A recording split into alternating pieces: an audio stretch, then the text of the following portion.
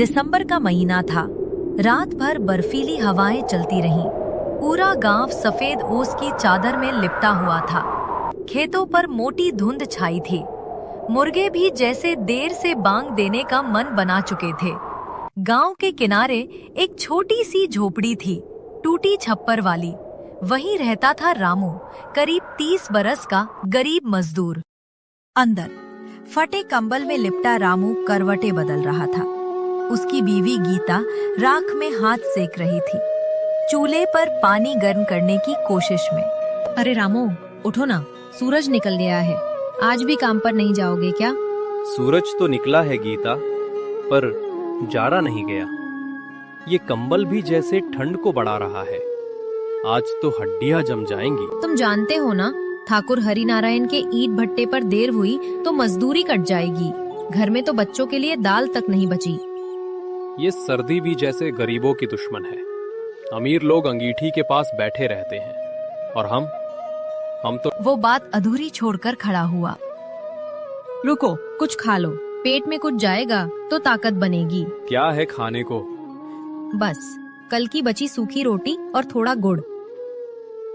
रामू ने मुस्कुराने की कोशिश की, पर वो मुस्कान ठंडी थी, जैसे दिल की गर्मी भी खत्म हो चुकी हो।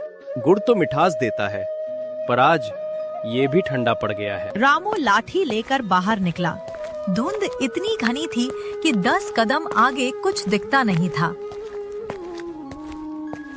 रास्ते में उसके साथी मिले, भोला, रमधीर और लच्छू। अरे रामू, तू आज भी निकला रे? लगा था आज तो रजाई से बाहर नहीं आएगा। रजाई होती तो सो जाता भाई। अब तो फटे कंबल में ठिठुरते हुए चलना ही नसीब है। इस बार ठंड हमारी जान ले लेगी। कल रात हमारे घर के पास का तालाब पूरी तरह जम गया। अरे सुनो, ठाकुर ने कहा है आज जल्दी पहुंचना है। नई मिट्टी की खेत मिली है। जो देर करेगा उसका हिसाब कटेगा। उसके हिसाब में तो हम हमेशा घाटे में रहते हैं। फिर भी चलो, चलना तो पड़ेगा। चारों चल पड़े। धुंध में खोए हुए रास्ते से हर कदम पर मिट्टी से भाप उठती थी। पांव की उंगलियां जमी जा रही थी। चारों धुंध को चीरते हुए भट्टे पहुँचे। आग की लपटें ठाकुर के पास थीं। मजदूरों के हिस्से में बस धुआं। ठाकुर: ओ रामू, फिर देर से आया रे तू? 2 घंटे पहले सब पहुंच गए थे। मालिक, रास्ता नहीं दिख रहा था, धुंध बहुत थी। बहाने मत बना, आज आधे दिन की मजदूरी कटेगी, समझा? रामू कुछ नहीं बोला, बस अपनी जगह जाकर ईंटें उठाने लगा। हाथ लाल पड़ चुके थे, उंगलियों की चमड़ी फट चुकी थी। भोला थोड़ी चिंता से बोला: रामू, इतनी ठंड में काम करना जान का खतरा है। आज थोड़ा ढीला चलो। ढीला काम करेंगे तो घर की रोटी और ढीली पड़ जाएगी भाई। चलो, हाथ चलाओ। दोपहर तक सूरज थोड़ा निकला, मगर हवा अब भी ठंडी थी। सब मजदूर चूल्हे के पास बैठे रोटी सेक रहे थे।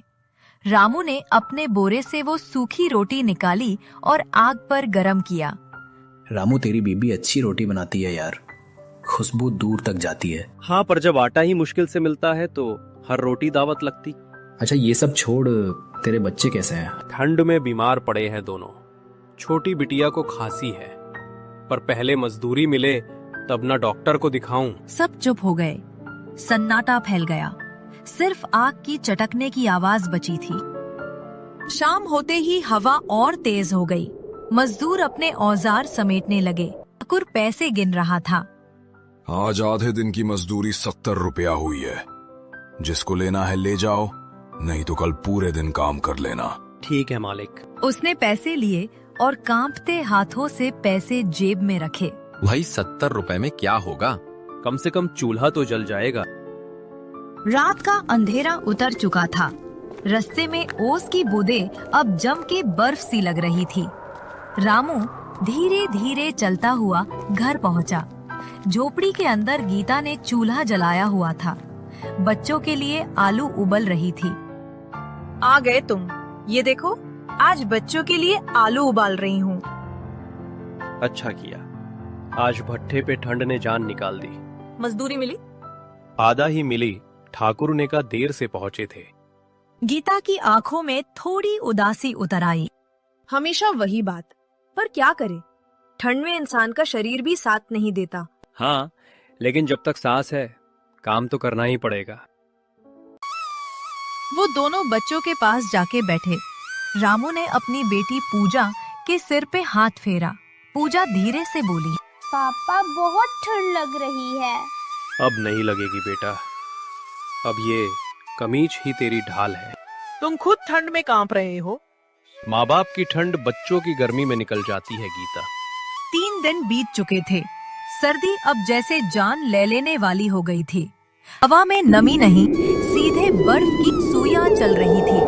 गांव की गलियां सूनी थी। लोग दरवाजे बंद करके राजाई और आग के सहारे खुद को बचाने की कोशिश में लगे हुए थे। पर रामू के घर में ना रजाई थी, ना आग जलने के लिए सूखी लकड़ियां बची थी। झोपड़ी के कोनों में हवा सीटी बजा रही थी, मानो काहे रही हो, देखो कौन बच पाता है आज। रामू, बाहर का दरवाजा कसकर बंद करो, हवा अंदर आ रही है। बच्चों के होठ नीले पड़ गए हैं। लगता है कील निकल गई, रस्सी से बांधता हो। उसने टूटी रस्सी से दरवाजा कसकर बांधा और लौटा तो देखा गीता ने बच्चों को गोद में समेट रखा है। बेटी ने धीरे से बोला, पापा बहुत ठंड लग रही है, आग जलाओ ना। रामू ने चारों ओर देखा। लकड़ी नहीं थी, सिर्फ पुरानी बांस की टोकरियां और कुछ सूखे पत्ते। गीता, ये टोकरियां ही जलानी पड़ेगी, नहीं तो बच्चे जम जाएंगे। पर यही टोकरियां तो काम में आती है। जीने के लिए पहले सांस चाहिए, बर्तन बाद में काम आएंगे। उसने टोकरियां उठाई और तोड़ी, फिर चूल्हे पर रखकर माचिस। थोड़ी देर में आग की लौ उठी, पर वो लौ इतनी कमजोर थी कि बस कुछ मिनटों में बुझने लगी। गीता, अगर कल तक लकड़ी ना मिली तो ये झोपड़ी भी बर्फ बन जाएगी। अगले दिन सूरज तो निकला, पर उसकी किरणों में भी गर्मी नहीं थी। पूरा गांव जैसे मौत की नींद में था। लोग घरों में बंद थे। खेतों पे अब सफेद परत जम चुकी थी। रामू ने बाहर झांका। हवा में धुंध ऐसे घूम रही थी जैसे किसी भूत का छाया हो। कहीं मत जाना, आज ठाकुर का भट्ठा बंद भी होगा। सुना है कल रात उसके किसी मजदूर की ठंड से मौत हो गई है। अगर मैं ना चाहूं तो बच्चों को खाने के लिए क्या दूं गीता? मौत तो वैसे भी हमारे दरवाजे पर खड़ी है। पर जाओगे तो ठंड तुम्हें भी ले जाएगी। मैंने ही चाही थी कि तुम्हें खो दूं। रामू चुप रहा। दीवार पर टंगा पुराना गमछा लिया और सिर पर बांधा और निकल पड़ा। पापा जल्दी आना। अगर भगवान ने चाहा तो आज थोड़ा राशन लेके लौटूंगा बेटा। रास्ता अब किसी बर्फीले जंगल से कम नहीं था। पेड़ों पे ओस नहीं, बल्कि बर्फ की मोटी परत जमी हुई थी। हर कदम पे मिट्टी की जगह फिसलन थी। रामू ने लाठी का सहारा लिया। ऐसी ठंड तो पिछले 20 सालों में नहीं देखी। लगता है भगवान भी परख रहे हैं। वहीं पे पहुंचते ही देखा सब मजदूर एक जगह इकट्ठा थे, पर काम रुका पड़ा था। आज काम बंद है, मिट्टी जम गई है। जो आ गए हैं वो जा सकते हैं। मालिक, कम से कम आधे दिन का तो पैसा दे दो, ठंड में आए हैं हम। किसने बुलाया था तुम्हें? अपनी मर्जी से आए हो, अपनी मर्जी से जाओगे। सबके चेहरे उतर गए। किसी में ताकत नहीं बची बहस करने की। रामू चुपचाप मुड़ा और वापस चल पड़ा। उसकी उंगलियां सख्त हो चुकी थी। होठ घर पहुंचा तो देखा गीता ने बच्चों को गोद में लेकर बैठी थी। चूल्हा बुझा हुआ था। आग क्यों नहीं जलाई? लकड़ी खत्म हो गई रामू, टोकरियां भी नहीं रहीं। सुबह से कुछ खाया नहीं सबने। ठाकुर ने पैसे नहीं दिए। अब क्या करेंगे? रामू कुछ नहीं बोला। बाहर गया और झोपड़ी के पीछे गया और पुरानी लकड़ी की जड़ दिखी। वो गांव के कुएं की पुरानी बाड़ थी। उसने सोचा, चोरी भी कहलाए तो क्या बच्चों की जान बड़ी है। वो बाड़ तोड़ लिया और आग जलाई। थोड़ी देर झोपड़ी में हल्की गर्मी पड़ गई। बच्चे मुस्कुराए, शायद कई दिनों बाद। पापा, अब अच्छा लग रहा है। बस यही आग जलती रहे बेटा, बस यही हमारी जिंदगी की आस है।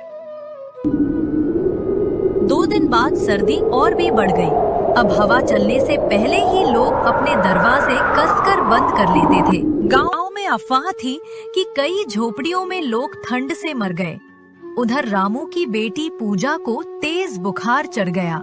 रामू, ये तो जल रही है बुखार में, कुछ करो, डॉक्टर को बुलाओ। डॉक्टर तक पहुंचने के लिए 2 मील चलना पड़ेगा गीता। इस ठंड में रास्ता भी बंद है। तो क्या इसे ऐसे ही छोड़ दें? रामू ने पूजा को अपनी गोद में उठाया और लेकर चल दिया। हवा को चीरते हुए रामू उनके दरवाजे पर पहुंचा। दरवाजा खटखटाया। कौन है इस वक्त इतनी ठंड में? मैं रामू, मेरी बेटी को तेज बुखार है, कृपा करके देख लो बाबा। इतनी ठंड में बच्ची को बाहर क्यों लाया रे पगले? तू खुद मर जाएगा। मैं मर भी गया तो क्या फर्क पड़ता है बाबा, बस मेरी बेटी बच जाए बाबा। वैद्य ने बच्चे को देखा और कुछ जड़ी बूटी दी और कहा, गरम कपड़ा नहीं है क्या इसके पास? कुछ नहीं है बाबा, बस ये पुरानी कंबल है।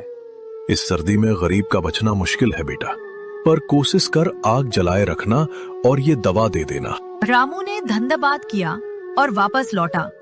झोपड़ी में पहुंचकर उसने आग जलाई और दवा दी और पूरी रात पूजा को गोद में लेकर बैठा रहा। बाहर बर्फ गिर रही थी, पर अंदर पिता का प्यार जल रहा था। ठंड चाहे कितनी भी बढ़ जाए, मैं नहीं टूटूंगा। मैं अपनी बेटी को बचा के रहूंगा। धीरे धीरे सुबह की पहली किरण आई। पूजा का बुखार थोड़ा उतर गया। गीता के आंखों में आंसू थे। देखा, भगवान ने हमारी सुनी। भगवान नहीं गीता, ये आग, ये हिम्मत, ये प्यार ही भगवान है। जनवरी का पहला हफ्ता था। सर्दी अब कम नहीं हो रही थी, बल्कि गांव में हर दीवार, हर पेड़ और हर इंसान में बस गई थी। सुबह की धुंध इतनी मोटी थी कि सामने खड़ा आदमी भी धुंध में गायब दिखता है। झोपड़ी के तर रामू चुपचाप बैठा था। सामने बुझा हुआ चूल्हा पड़ा था और कोने में गीता ने बच्ची को अपने बदन से चिपका के बैठी थी। 2 दिन से चूल्हा नहीं जला है रामू, आटा खत्म हो गया है, कुछ इंतजाम करो। कहाँ से करो गीता, ठाकुर का भट्ठा अभी भी बंद है, सब काम रुका पड़ा है। तो क्या बच्चों को भूख से मरने देंगे रामू? मरने नहीं दूंगा, पर जिंदा रखने का रास्ता भी तो ठंड ने रोक दिया है। और हवा की आवाज गूंज रही थी, जैसे कोई अदृश्य राक्षस दरवाजे पे दस्तक दे रहा हो। रामू बाहर निकला। पूरा गांव सुनसान पड़ा था, ना कोई खेतों में और ना कोई सड़क पर। लोग अपने घरों में कैद थे और जिनके पास आग नहीं, वो डर कर दुबके हुए हैं कोनों में। गांव के चौपाल पे वो रुका। वहाँ कुछ बुजुर्ग बैठे थे, उनके पास भी बस बुझी राख थी। काका, कोई काम मिलेगा क्या? ठाकुर के यहाँ कुछ सुनाई दिया। ठाकुर तो शहर चला गया, भट्ठा बंद पड़ा है। ठंड ने मिट्टी को जमा दिया। इस बार की ठंडी जैसे कहर बन के आई है। तो फिर गांव के गरीब क्या करेंगे? जितनी आग है उतने दिन जिएंगे, उसके बाद किस्मत। रामू कुछ कह नहीं पाया और वहाँ से चल पड़ा। घर वापस लौटा और देखा गीता ने बेटी को सुला दिया था। पूजा की आंखों के नीचे नीले घेरे बन गए थे। कुछ मिला? कुछ नहीं मिला गीता। अब क्या करेंगे रामू? रामू कुछ नहीं बोला और बाहर निकलकर झोपड़ी के पीछे जाकर देखा, सूखा आम का पेड़ खड़ा था। आम के पेड़ पर कुछ सूखी पत्तियां बची हुई थी। रामू पत्तियां तोड़कर लाया और आग जलाया और बोला, जब तक ये पत्ते जल रहे हैं तब तक हम जिंदा है गीता, कल कुछ ना कुछ रास्ता निकालूंगा। अगली सुबह रामू गांव के मंदिर की तरफ निकला। सोचा शायद कोई काम, कोई दान या कुछ मदद मिल जाए। मंदिर के पुजारी रामेश्वर जी ने देखा और बोला, क्या हुआ रामू, बड़े उदास लग रहे हो, चेहरा उतरा हुआ है। पंडित जी, बच्चों को 3 दिन से रोटी नहीं मिली है। ठंड में काम नहीं, घर में अनाज नहीं, कुछ हो सके तो मदद कर दो। पंडित जी चुप रहे। फिर मंदिर के कोने से थोड़ी चावल, थोड़ी गुड़ और कुछ सूखी लकड़ियाँ और बोले, ले बेटा, थोड़ा ही है, पर शायद रात निकल जाए। रामू की आंखों में आंसू आ गया और बोला, आप भगवान के आदमी हैं पंडित जी, आज भगवान दिख गए मुझे आप में। रामू घर लौटा तो गीता की आंखों में डर था। पर जैसे ही गुड़ और चावल दिखाया तो वो मुस्कुरा उठी। तुमने कर दिखाया, आज बच्चों को गरम दलिया मिलेगा। उसने चूल्हे में आग जलाई और भाप उठी, पूरे घर में खुशबू फैल गई और बच्चे उठ गए। और पूजा ने मुस्कुराते हुए कहा, वाओ, आज तो रसोई में धुआं है, लगता है हम जिंदा है। हाँ बेटा, जब तक ये धुआं उठता रहेगा हम किसी ठंड से नहीं हारेंगे। पर ये खुशी ज्यादा देर नहीं टिक सकी। 3 दिन बाद फिर ठंडी हवाओं का तूफान उठा। रात में बर्फीली हवा ने झोपड़ी के एक हिस्से को गिरा दिया। रामू, दीवार गिर गई है। रामू ने बच्चों को पीछे किया और चिल्लाया, हे भगवान, ये क्या हुआ? अरे कोई मदद करो। हवा सीधे अंदर आ रही थी। बच्चों के दांत कट-कट कर रहे थे। पापा, अब तो आग भी नहीं बची। हम ही आग है बेटा, जब तक हम जल रहे हैं ठंड हमें नहीं बुझा सकती। वो बात जैसे खुद को भी हिम्मत दे रही थी। रात के सन्नाटे में सब सो गए थे। रामू जाग रहा था। वो आग के पास बैठा राख को कुरेदता रहा ताकि थोड़ी गर्मी बनी रहे। वो सोच रहा था, एक दिन आएगा जब ठंड जाएगी, सूरज लौटेगा, खेत फिर से हरे भरे होंगे, पर क्या हम तब तक टिक पाएंगे? उसकी आंखें बंद होने लगी। बाहर आसमान में बादल हटे और चांदनी बर्फ में चमक उठी। धीरे धीरे रामू की होठों पर एक हल्की मुस्कान आई। सुबह हुई ठंड उतनी ही थी। रात और दिन एक जैसे लगते थे, धुंध और सन्नाटा। गांव के लोग अब कम ही बाहर निकलते थे, पर रामू के घर में अब कोई चारा नहीं बचा था। ना अनाज, ना काम और ना ईंधन। झोपड़ी के भीतर गीता बैठी थी। उसके चेहरे पर थकान और डर दोनों थे। बच्चे कोने में दुबके थे, जैसे बर्फ से बचने की कोशिश कर रहे हों। रामू, आप क्या करेंगे? ठंड कम नहीं हो रही और भट्ठा बंद ही पड़ा है। रामू चुपचाप बैठा था, आंखें नीचे झुकी हुई थी। कुछ देर बाद बोला, गीता, अब इंतजार नहीं कर सकता। अगर मैं कुछ ना करूं तो भूख ही हमें मार देगी। क्या सोच रहे हो? जंगल जाऊंगा, लकड़ी काट कर लाऊंगा। अगर ठाकुर का भट्ठा बंद है तो क्यों ना खुद का चूल्हा जलाऊं और दूसरों का भी। पगले हो गए हो क्या? इतनी ठंड में जंगल जाना मौत को बुलाना है। मौत से पहले कोशिश करना गुनाह नहीं होता गीता। अब डरने का वक्त नहीं, जीने का वक्त है। उसने फटी हुई कमीज पे पुराना कोट डाला, लाठी उठाई और जंगल की ओर निकल पड़ा। जंगल गांव से करीब 3 कोस दूर था। रास्ता बर्फ से ढका हुआ था। पेड़ों की डालियां झुक चुकी थीं और हवा की हर लहर जैसे चाकू लग रही थी। रामू के कदम डगमगा रहे थे। हर पेड़ को देखकर वो सोचता, यही वो आग है जो मेरे घर को बचा सकती है। जब जिंदगी ठंडी पड़ जाए तब आदमी को खुद आग बनना पड़ता है। वो एक सूखे पेड़ के पास पहुंचा, कुल्हाड़ी उठाई और लकड़ी काटने लगा। हाथ सुन्न हो गए थे, मगर वो रुकता नहीं था। कई घंटे बीत गए। उसने लकड़ियों का छोटा सा गट्ठर तैयार किया और उसे अपने कंधे पर रख लिया। रास्ते में कई बार फिसला गिरा, मगर उठा क्योंकि अब उसे सिर्फ जीना था। शाम होते होते वो गांव पहुंचा। लोगों ने देखा, रामू के कंधे पर लकड़ी का गट्ठर है। अरे रामू, तू जंगल गया था, जाड़े में जिंदा लौट आया, ये भी चमत्कार है बेटा। काका, अब ठंड से डर नहीं लगता, डर तो भूख से लगता था।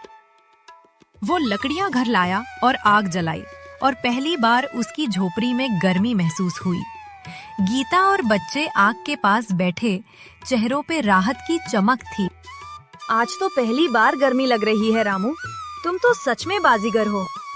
जिंदगी की बाजी थी गीता, जीतना ही था। अगले दिन रामू ने सोचा, अगर मैं लकड़ी काट सकता हूँ तो क्यों ना उसे बेचूं? वो फिर जंगल गया इस बार और कुछ लोगों को साथ लाया। भोला, लच्छू और रामधीर सबने मिलकर लकड़ियां काटी और गांव बेचने लगे। धीरे धीरे गांव के लोग भी अब उसे लकड़ी खरीदने लगे, क्योंकि भट्ठा अभी भी बंद था और सर्दी अब भी बसी थी। रामू की झोपड़ी के बाहर अब रोज धुआं उठने लगा। चूल्हे का धुआं जिंदगी का निशान। रामू भाई, तू तो ठंड का राजा बन गया रे। नहीं भाई, बस ठंड को हराना सीख गया हूँ। फरवरी के शुरुआती दिन थे। अब हवा में थोड़ी नरमी आने लगी थी। खेतों की मिट्टी फिर से सांस लेने लगी थी। गांव में लोग बाहर निकलने लगे। बच्चे फिर से खेलते दिखने लगे। ठंड की कठोर परत अब धीरे धीरे पिघल रही थी। रामू अपनी झोपड़ी के बाहर बैठा हुआ था। बच्चों को खेलता हुआ देख रहा था। गीता पास आकर बोली, देखो, ठंड आखिर चली गई रामू। तुम्हारी मेहनत ने हमें बचा लिया। ठंड तो हर साल आएगी गीता, और अब डर नहीं लगेगा। जब तक हाथों में ताकत है और दिल में हिम्मत, कोई सर्दी हमें रोक नहीं सकती। बच्चे आग के पास नाचने लगे और रामू की आंखों में चमक लौट आई। धुंध छट चुकी थी। आसमान साफ था और दूर खेतों से हल्की धूप की किरणें उसकी झोपड़ी पर गिर रही थी। वो आसमान की ओर देखकर बोला, भगवान, तूने ठंड भेजी थी, पर साथ में हिम्मत भी दी। अब मैं जान गया हूँ, सर्दी बाहर में ही इंसान के अंदर हर जाती है। हवा में अब ठंड नहीं, एक नई गर्मी थी, उम्मीद की गर्मी। रामू अब वही मजदूर नहीं रहा था। गांव का लकड़ी वाला बन गया था, जो सर्दी से लड़ा, भूख से लड़ा और अपने परिवार को बचा लिया।